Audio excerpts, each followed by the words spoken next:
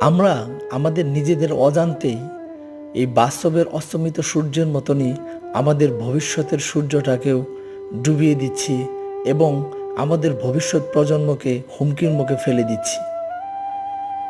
চারিদিকে যত দূর তাকানো যায় শুধু ইটভাটা আর ইটভাটা।